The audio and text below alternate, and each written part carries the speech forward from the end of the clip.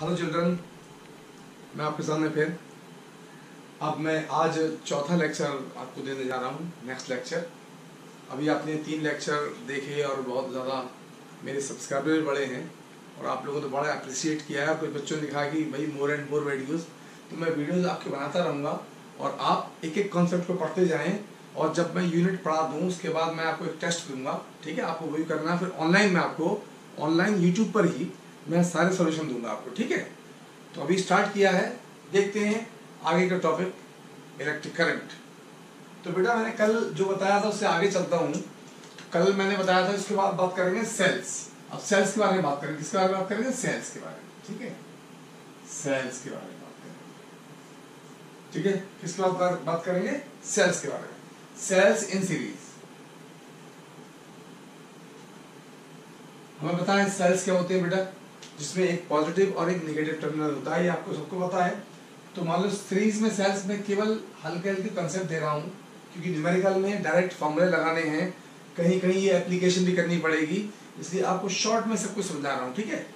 तो देखिए आप जरा, तो अगर सेल्स सबके ईएमएफ सेम हो, अगर जितने भी सेल्स हैं सबके ईएमएफ सेम हो, यानी सेम पावर के सेल्स हों, तो हम कैसे कनेक्ट करेंगे सीरीज में? तो मैंने बोला मेरे पास एक सेल ये है, एक सेल ये है, वन सेल, आई टुक n सेल्स, और अब ये ई सबकी ईएमएफ जो है बेटा वो सबकी ई है। क्या है? सबकी ईएमएफ ई है, ठीक है। अब इसमें क्या हुआ बेटा, जितने भी सेल्स लगे हुए हैं, बेसिकली सेल्स में इंटरनल रेजिस्टेंस स्मॉल r होती है, और ये तभी आती है जब हम इसको क्लोज सर्किट में करते हैं। अभी मैंने सेल्स लगाए हैं, कोई भी एक्सटर्नल रेजिस्टेंस यूज नहीं किया है, इसलिए मुझे इसमें इंटरनल रेजिस्टेंस के लिए मुझे एक एक्सटर्नल रेजिस्टेंस लगाना पड़ेगा। सपोज मैंने एक ट्यूबलाइट लगा दी, ये मैंने ट्यूबलाइट लगा दी, उसका रेजिस्टेंस R है, ठीक है। जैसे ही ये एक्सटर्नल रेजिस्टेंस लगता है तो क्या होता है बेटा, सब में एक इंटरनल रेजिस्टेंस आने लगता है। इलेक्ट्रोलाइट के बीच में मैं कल डिस्कस कर चुका था, R, ठीक है। अब बेसिकली क्या है, मैं सीधे सीधे करंट निकालना है, तो इस सेल्स देखिए यहाँ higher potential, lower potential, higher lower, higher lower, higher potential, lower potential. तो हमेशा हमें पता है करंट जो चलता है वो हायर पोटेंशियल से लोअर पोटेंशियल चलता है। तो यहाँ ये करंट ऐसे चलना शुरू हो जाएगा और इस रेजिस्टेंस से पास होता रहेगा, तो इसमें टोटल करंट जो आएगा वो हो जाएगा total voltage upon total resistance.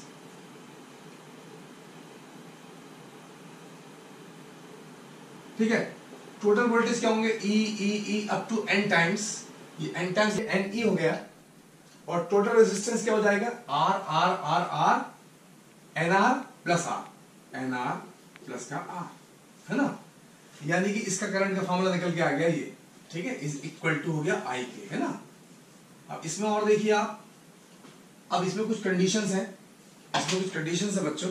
Conditions क्या है कि अगर इंटरनल रेजिस्टेंस बहुत छोटा है एक्सटर्नल रेजिस्टेंस से, अगर इंटरनल रेजिस्टेंस बहुत छोटा है एक्सटर्नल रेजिस्टेंस से, तब क्या हो सकता है, हम इंटरनल रेजिस्टेंस है उसे हम नेग्लेक्ट कर देंगे, ये नेग्लेक्ट कर देंगे, इसे नेग्लेक्ट कर दीजिए आप। तो क्या हो जाएगा? आई की वैल्यू क्या जाएगी बेटा? NE अपॉन R, इसे बोलेंगे I मैक्सिमम। क्या बोलेंगे? मैक्सिमम। तो याद कर लो, सीरीज कॉम्बिनेशन में अगर सेल्स कनेक्ट किए हैं और आप चाहते हो कि मुझे मैक्सिमम करंट मिले, तो internal resistance of the cells should be minimum, जिससे क्या होगा, यहाँ पे जो करंट मिल रहा है n times of E upon R मिल रहा है, ठीक है, E अपॉन R मिल रहा है, ठीक है, बस समझ में आ गई।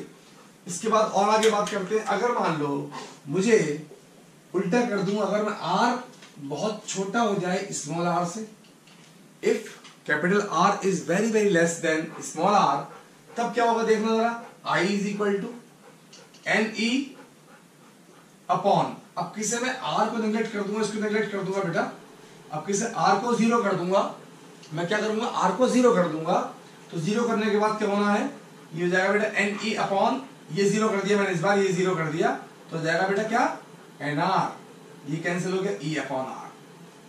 तो यहां पर ये पता चल रहा है कि एक सेल का ही मुझे करंट मिल रहा है, यानी करंट जो मिल रहा है वो वन सेल से मिल रहा है, E upon R voltage upon resistance. यहाँ पर N times of voltage upon resistance थे, तो यहां पर इसे बोलेंगे मिनिमम करंट। क्या बोलेंगे, याद रखना है बेटा आपको, बहुत इंपॉर्टेंट कॉन्सेप्ट है कि to get the maximum current of the cells in series then we should take the internal resistance very very less than external resistance and vice versa, and इसका वाइस वर्सा हो जाएगा। ठीक है, आगे चलते हैं बेटा, मैं इसे रब कर देता हूं। ठीक है, ये हमारा सीरीज के केस था बेटा। सीरीज के केस के बाद ये आपको क्लियर हो गया होगा। अब मैं आता हूं सेल्स इन पैरेलल, बात करेंगे सेल्स इन पैरेलल। इनके बेटा प्रूफ भी आ जाते हैं, कभी कभी आए हैं, कई बार प्रूफ आ चुके हैं। पहले 10th लेवल में आता था resistance in series, resistance in parallel, अब क्या आते हैं cells in series, cells in parallel. Cells के बारे में मैं और चीजें बताने वाला हूं, देखते जाएं आप लोग। ठीक है, स्किप ना करें, वीडियो को देखते जाइए आप।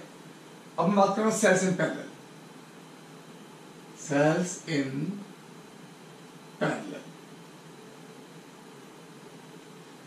देखिए आप सेल्स इन पैरेलल क्या होगा। अब मैंने क्या किया बेटा, देखते जाएं आप लोग।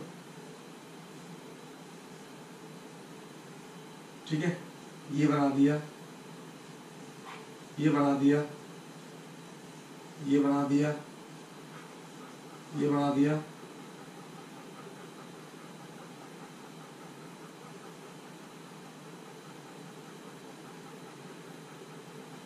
ठीक है, यहां सेल लगा दिया बेटा, ये सेल लगा दिया, ये सेल लगा दिया, ठीक है, और ये सेल लगा दिया, ये सेल लगा दिया, and it is also cell. ये एन टाइम्स तक मैंने ऊपर तक सेल लगा दिए हैं, और सबका ईएमएफ ई है, ई है, E E E and so on, E up to N. ये एन से मैंने एन जो है सेल्स पैरेलल में लगा दिए हैं, और इन दोनों के बीच में ए और बी, ए दोनों के बीच में टोटल पोटेंशियल क्या रहेगा, टोटल पोटेंशियल रहेगा बेटा ई, बिकॉज पैरेलल में ये वोल्टेज सेम रहते हैं ना, पता है ना, तो पैरेलल में वोल्टेज सेम रहते हैं, इसलिए मैंने इसको ई लिख दिया।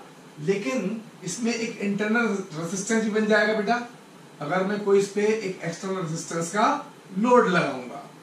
When I'll put the load of external resistance, then the internal resistance comes into play. ये भी आ गया, ये भी आ गया, ये भी आ गया, है ना।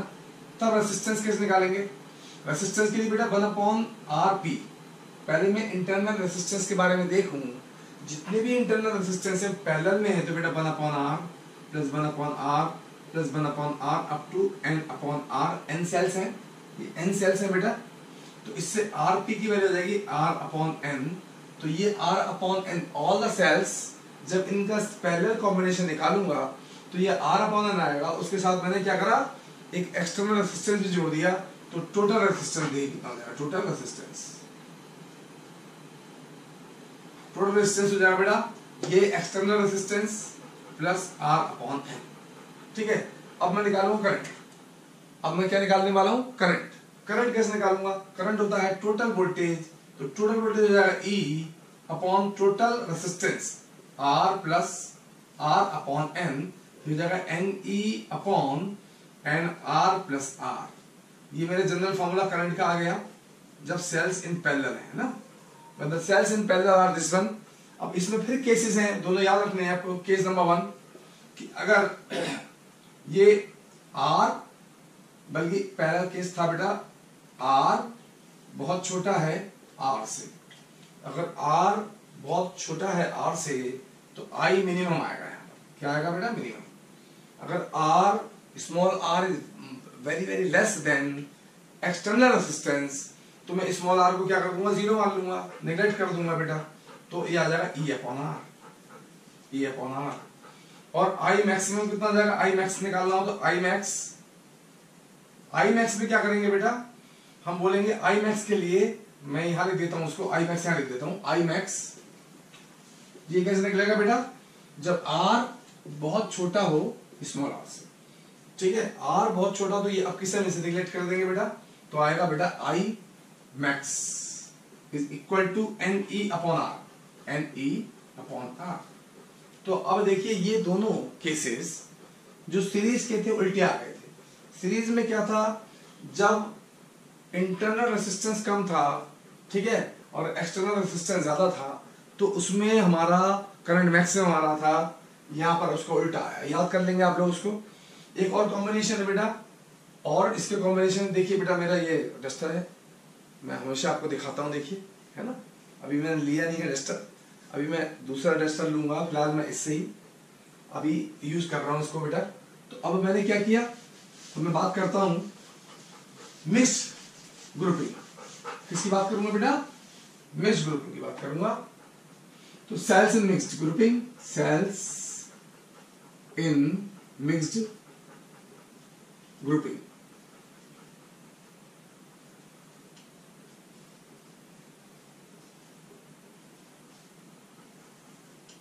अब सेल्स का मिक्स्ड ग्रुपिंग है, यानी इसमें सीरीज भी चलेगी साथ में और पैरेलल भी चलेगा साथ में। देखिए कैसे करेंगे बेटा, सीरीज भी चलाऊंगा पैरेलल भी चलाऊंगा, देखते जाए हम लोग, एंड सो ऑन, ठीक है।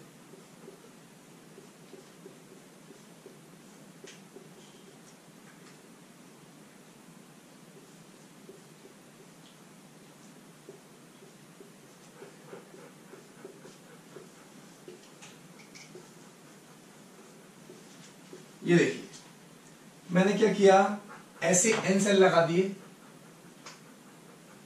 ठीक है, ऐसे एन सेल लगा दिए सीरीज में। हर एक मैंने रो में एन सेल्स लगाए हैं, और ये कॉलम में एम सेल तक मैं नीचे लेकर गया हूं।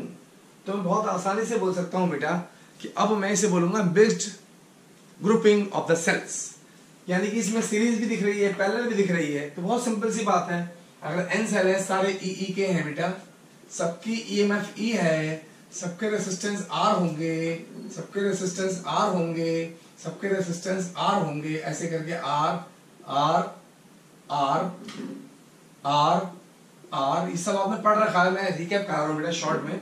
तो क्या हो जाएगा, ये सब N E N E N E, ये क्या हो जाएगा बेटा एन ई, ये हो जाएगा एन ई, ये हो जाएगा एन ई। तो मैं बोल सकता हूं, बात समझ में आ रही है क्या, तो ये क्या हो जाएगा बेटा एन ई हो जाएगा, है ना, ये भी एन ई हो जाएगा, ये भी एन ई हो जाएगा, है ना।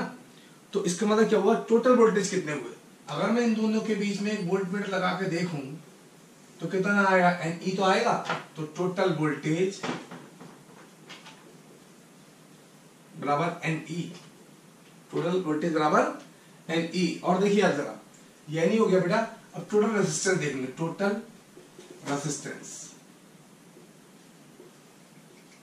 सुनिए, N R N R N R, तो वन यानी कि 1 अपॉन आर पैरेलल जो आएगी 1 upon N R plus 1 upon N R plus के 1 upon N R up to M upon N R. इससे आरपी की वैल्यू हो जाएगी एन आर बाई एम। क्या हो जाएगी बेटा, सिंपल सी बात है, ये मैंने पैरेलल थे, पहले मैंने क्या किया, ये एन ई, ये एन ई, ये एन ई, सब ई सेल है ना बेटा, सारे ईएमएफ के सेल्स हैं। ऐसे ही एन तक लगे हुए, तो ये इनका वोल्टेज क्या होगा, पैरेलल में सेम वोल्टेज रहते हैं, तो एन ई हो गया। टोटल रेजिस्टेंस निकालने के लिए ये जो सारे पैरेलल हैं, तो एन आर कर दिया, एम टाइम्स तक ले लिए, बिकॉज मैंने ये वर्टिकल में एम कॉलम माने हैं, एन रोज मानी है। तो मैं बोल सकता हूं यहाँ पर ये आरपी आ गया बेटा, क्या एन आर अपॉन एम, और इसमें एक रेजिस्टेंस और भी तो है, तो आ जाएगा आर। तो ये हो जाएगा टोटल रेजिस्टेंस। क्या जाएगा बेटा, टोटल रेजिस्टेंस। बात समझ आ रही है। अब देखिएगा, तो करंट का फॉर्मूला तो बहुत आसान है, total voltage upon total resistance, total voltage N E upon total resistance N R plus का सॉरी अपॉन एम प्लस का आर प्लस का आर। ये इसे बोल सकता है M N E upon N R plus का एम आर। ये एक नया फॉर्मूला बनकर आ गया, ठीक है बेटा। अब इसमें एक कंडीशन है, बहुत इंपॉर्टेंट है, ठीक है, वो बताने वाला हूं। ये साहब ने कर लिया होगा, मैं इसे फिर रब करता हूं बेटा, यहां तक कर लिया होगा आप लोगों ने। अब मेरी बात को गौर से सुनो, मैं इसको रब करता हूं, ठीक है। अब मैं इसमें कुछ केस और बताता हूं, है ना। सुनिए क्या केस है इसके अंदर। तो मेरा जो करंट आया mixed grouping of the cells में क्या आया, आप बोलो sir MNE upon NR plus M capital R, ठीक है।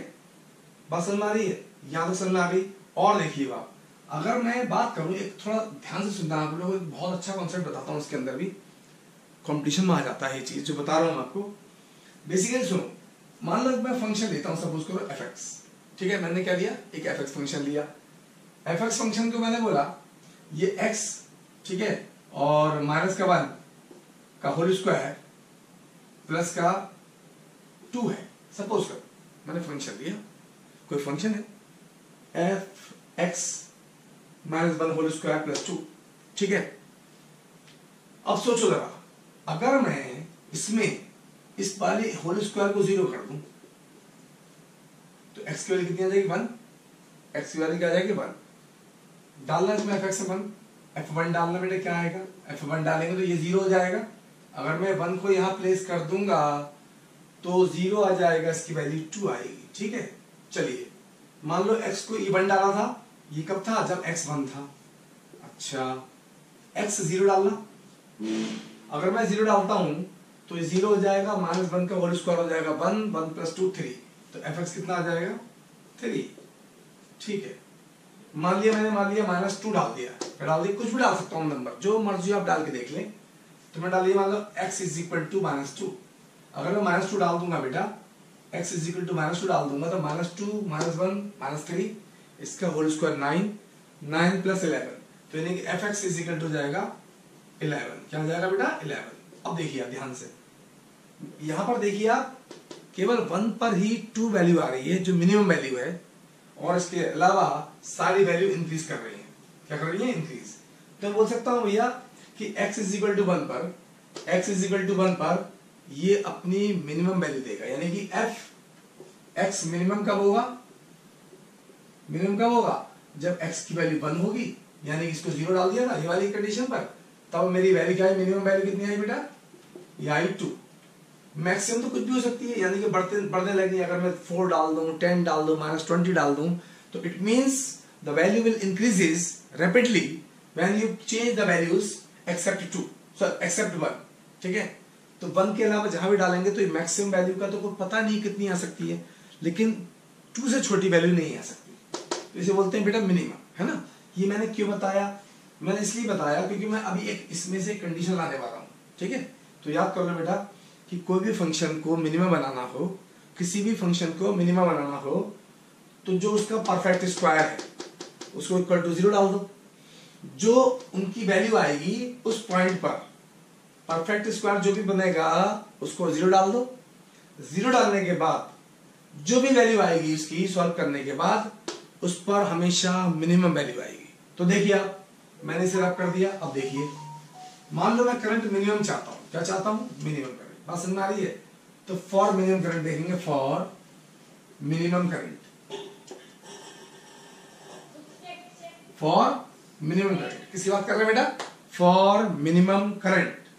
अगर मान लो मुझे करंट मिनिमम निकालना है तो मैं क्या करूं, देखें आप जरा, ये मैं बोल सकता हूं इस वाले फॉर्मूले से, यहां पर या मैक्सिमम निकाल सकते हैं, मिनिमम दोनों निकाल सकते हैं। तो मैंने मान लिया यहां पर आ जाएगा, तो यहां पर निकालना क्या, मैं चाहता हूं कि करंट मैक्सिमम निकल जाए, ठीक है, बोलो बेटा, बल्कि मैक्सिमम करंट निकालते हैं, फॉर मैक्सिमम करंट। मैक्सिमम में क्या हो जाएगा, मिनिमम में क्या हो जाएगा, ठीक है, ओके सही है। तो मैंने बोला फॉर आई मैक्स, ध्यान से सुनते रहना बेटा, अगर मुझे यहां पर करंट ज्यादा से ज्यादा चाहिए तो यहां पे ये दिखाई पड़ रहा है कि अगर मैं इसकी वैल्यू मिनिमम कर दूं, इसकी ये मिनिमम हो जाए, क्या हो जाए, मिनिमम, तो आई मैक्स के लिए मैं बोल सकता हूं एनआर प्लस का M R should be minimum, ठीक है, सॉरी। अब ये मिनिमम आएगा, अब मैं मिनिमम का खेल करता हूं, देखिए जरा, इसी मिनिमम को कैसे निकाला, एन आर प्लस का M R is equal to, मैं इसे लिख सकता हूं अंडर रूट एन आर का होल स्क्वायर प्लस इसे लिख सकता हूं मैं अंडर रूट एम आर का होल स्क्वायर, ठीक है बेटा। फिर लिख सकता हूं यहां पर माइनस का 2 under root M N R R और प्लस कर दिया मैंने 2 under root M N R R. ये 12th के लिए जरूरी नहीं है, अगर कुछ बच्चे कंपटीशन की तैयारी कर रहे हैं तो उन्हें करना पड़ेगा, ठीक है। मेन के लिए, नीट के लिए, इसमें मैं कुछ क्वेश्चंस आपको दूंगा जो एमसीक्यूज आते हैं, ठीक है, इसलिए बता रहा हूं। लेकिन जिसको नहीं समझ में आता है केवल कंडीशन याद कर लेगा, जो मैं अभी प्रूफ करने वाला हूं। लेकिन आपको अगर मान लीजिए कंपटीशन में बैठना है, कंपटीशन की तैयारी कर रहे हैं, तो आपको ये सारा डेटा आना चाहिए कि how to solve these type of problems, ठीक है, ये कैसे करना है। तो देखिए मैंने क्या किया, अभी भी ये वैल्यू यही है। देखो इसका स्क्वायर करूंगा तो एन आर आएगा, इसका स्क्वायर करूंगा तो एम आर आएगा। मैंने क्या किया, इनके ट्वाइस का प्रोडक्ट तो हो जाएगा 2, इन दोनों का प्रोडक्ट क्या हो जाएगा एम एन आर, माइनस कर दिया और उतना ही मैंने प्लस कर दिया, ठीक है। बात समझ में आ रही कि नहीं आ रही है, ठीक है। अब देखिए आप, यानी कि अभी भी वैल्यू वही है। देखिए इससे ही कैंसिल हो जाएगा, इसका स्क्वायर करूंगा इसके स्क्वायर तो रही तो यही वैल्यू। लेकिन मैंने ऐसे क्यों किया, मुझे मिनिमा प्रूफ करना है, तो एक मुझे परफेक्ट स्क्वायर चाहिए, अभी बताया था मैंने। तो इसका कैसे बनाऊंगा परफेक्ट स्क्वायर, देखिए आप, ये जाएगा under root N R minus का अंडर रूट एम आर का whole square plus 2 under root M N R R, ठीक है। यहां तक आराम से कॉपी करेंगे, मैंने इसको रब कर दिया बेटा, ठीक है। अब देखिए मैंने बताया था मिनिमम करने के लिए, ठीक है, इसे मिनिमम करना है, इस वाली टर्म को मिनिमम करना है, क्योंकि मैंने बताया था कि आई मैक्सिमम करने के लिए आपको ये मिनिमम करना पड़ेगा। और ये मिनिमम करने के लिए मैंने N R plus M R की वैल्यू ऐसे मिनिमा की फॉर्म में ले आया। अब मैं क्या करूंगा बेटा, इसको 0 डाल दूंगा, क्या डाल दूंगा 0, याद है, बताया था मैंने, under root N R minus का under root M R is equal to 0 for minimum, अभी बताया था मैंने आपको, मैथमेटिकली बताया था, उसको हम फिजिक्स की लैंग्वेज में प्रूफ कर रहा हूं। तो इससे क्या हो जाएगा बेटा, N R is equal to M R, ठीक है। इससे बेटा आर की वैल्यू कितनी आ जाएगी, एम एन अपॉन आर, क्या आ जाएगी, एम एन अपॉन आर। बात समझ में आ रही है कि नहीं आ रही बेटा, ठीक है। यहां तक समझ में आ गई, मैं समझता हूं ये आ गई मेरी क्या, एम एन अपॉन आर, ठीक है, बात समझ में आ रही है। अब देखिए आप, इसका मतलब ये हुआ कि ये मेरी है एक्सटर्नल रेसिस्टेंस, क्या है, एक्सटर्नल रेसिस्टेंस, ठीक है बेटा, क्या है ये बोलो।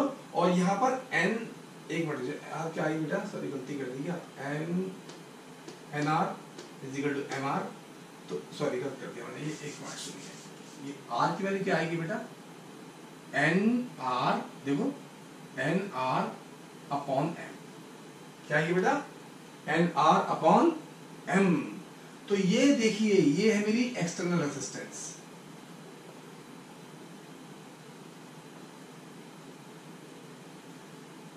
और ये क्या है देखना, ये टोटल इंटरनल रेजिस्टेंस थी, याद करो मैंने बनाई थी आपको, मिक्स में मैंने प्रूफ किया था, बीच में कहीं प्रूफ में आया था, ये मेरी क्या थी, इंटरनल रेजिस्टेंस थी, ये थी टोटल इंटरनल रेजिस्टेंस। तो अब ये याद करने का है, इक्वल हो गए तो सुन लो, मिक्स्ड ग्रुपिंग में अगर मुझे करंट मैक्सिमम चाहिए, ध्यान से सुनना, in mixed grouping if we want the maximum current then we should take the external resistance and internal resistance both should be equal। जितनी भी मेरी एक्सटर्नल रेजिस्टेंस लगाई है और जो सेल के, जो मेरी मिक्स्ड ग्रुपिंग में सेल्स लगे हैं, उनकी इंटरनल रेजिस्टेंस दोनों बराबर आएंगी, तो हमेशा मिक्स्ड ग्रुपिंग में आपको करंट मैक्सिमम मिलेगा। बात समझ में आई, बहुत इंपॉर्टेंट है, बात समझ में आ रही है क्या, यहाँ पर मैक्सिमम करंट मिलेगा, ठीक है। ये एनर्जी पावर थ्योरम में काम आती है, मैं आगे बात करूंगा इसकी, ठीक है। ये आप आराम से कॉपी करेंगे, पहले सब चीज नोट्स बनाते रहे आप लोग, ठीक है, ये सब चीज लिखते जाएं, इससे आपको और फायदा मिलने वाला है।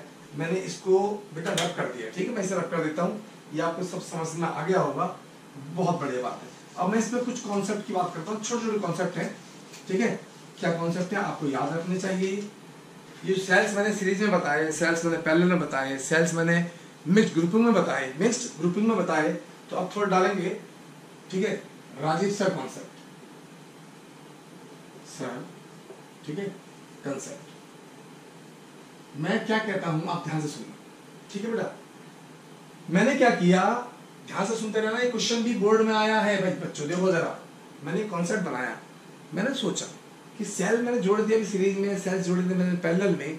तो सुनिए आप, मैंने क्या किया, देखिए एक सेल लगाया, दो सेल लगाए, तीन सेल लगाए, चार सेल लगाए और पांच सेल लगाए, ठीक है। अब देखिए आप, मैंने देखिए पहला प्लस माइनस सीरीज है, plus minus plus minus plus minus, ये माइनस प्लस, ये उल्टा लग गया। ये सेल मैंने गलती से उल्टा लगा दिया, मैंने जानबूझ के उल्टा लगा दिया, ठीक है। अब सबकी मैंने मान लिया सबका ईएमएफ ई है, ई है, ई है, ई है, ई है, ठीक है। सबका ईएमएफ मैंने मान लिया क्या, ई है। अच्छा, बहुत बढ़िया बात है भाई। अब इसका नेट ईएमएफ कितना आएगा, सुनो जरा। ये ई, ये जो ये भी नेगेटिव है, ये भी नेगेटिव, ये एक दूसरे को अपोज करेंगे, ये इसको कैंसिल कर देगा, इसके ईएमएफ को ये कैंसिल कर देगा, बिकॉज ये तो क्या हुआ, सेम टर्मिनल सामने आमने आ गए और यहाँ पर नेट ईएमएफ माइनस हो जाता है बेटा, ठीक है। जब सीरीज में लगे होते हैं सेल्स तो सारे वोल्टेज ऐड होते हैं। सीरीज का मतलब प्लस माइनस प्लस माइनस, अगर अल्टरनेट प्लस माइनस चल रहे हैं तो अब लोग सीरीज बना हुआ है भाई। लेकिन यहाँ पर क्या हुआ, ये माइनस प्लस हो गया, ये प्लस माइनस, यहाँ माइनस प्लस गलत हो गया, तो ये इसको कैंसिल कर देगा, तो मेरे पास इसका नेट ईएमएफ आएगा 3E। 5 सेल लगाए थे तो आंसर आया 3E। अगर मैं n सेल लगा दूं, कितने लगा दूं, n सेल लगा दूं, अगर n सेल्स को कनेक्ट कर दूं, n cells connected in series, ठीक है, but one cell is wrongly connected in combination,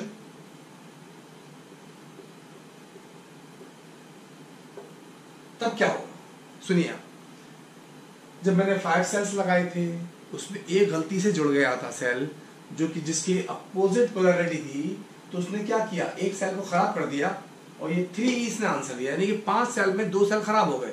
एक तो वो जो मेरे सीरीज में था और एक वो जिसके साथ जो रॉन्गली कनेक्ट हो गया, दोनों ने एक दूसरे की ईएमएफ को कैंसिल कर दिया। मैं बोल सकता हूँ 3E वाला। अब देखिए मैंने n सेल लगाए, n सेल लगाने में अगर वन सेल देखा है ना, n cells connected in series but one cell is wrongly connected in combination, अगर एक सेल रॉन्गली कनेक्ट होगा तो 2 सेल खराब कर दे, एक तो खुद होगा, एक उसके साथ वाला भी खराब हो जाएगा। तो आप बोलोगे उसका नेट आएगा, ई नेट कितना आएगा, ई नेट जो आएगा सारे सेल्स का आएगा बेटा n-2।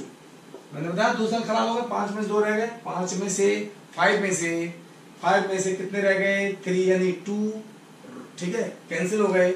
ऐसे ही अगर मैं n सेल लगाऊंगा, एक रॉन्गली कनेक्ट होगा तो इसके आंसर आएगा ये। बात समझ आ रही है कि नहीं आ रही बताइए आप। तो आराम से आपको ये पता होना चाहिए कि अगर ये भी कंडीशन याद करनी है, ये भी याद करनी है।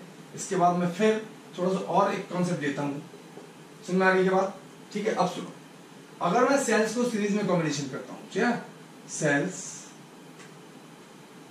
ठीक, बेसिकली मैं बात कर रहा हूँ, अभी मैंने सीरीज और पैरेलल दोनों बताए बेटा, तो बात कर रहा हूँ कि सीरीज कॉम्बिनेशन में, पैरेलल कॉम्बिनेशन में और क्या क्या हो सकता है। तो बेटा बात करेंगे कि सेल्स कनेक्टेड इन सीरीज, ठीक है, गिव्स क्या बेटा देते हैं बताइए, मोर वोल्टेज, गिव्स मोर वोल्टेज, ये तो पता है।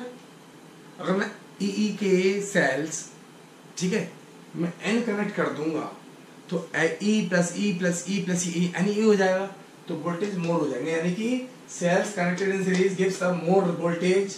फिर देखें आप, cells connected in parallel, cells connected in parallel gives more current, ठीक है, बस समझ आ रही है। फिर cells connected in mix grouping, किसमें बात कर रहे हैं, मिक्स ग्रुपिंग में बात कर रहे हैं। अगर मैं सेल्स को यहाँ कनेक्ट कर दिया मैंने सीरीज में, ये कर दिया मैंने पैरेलल में, अब मैं चाहता हूं इसे मिक्स ग्रुपिंग में करूं बेटा, तो मिक्स ग्रुपिंग में क्या होता है बेटा, इसमें आती है बेटा मोर पावर, ठीक है। अगर cells connected in mix grouping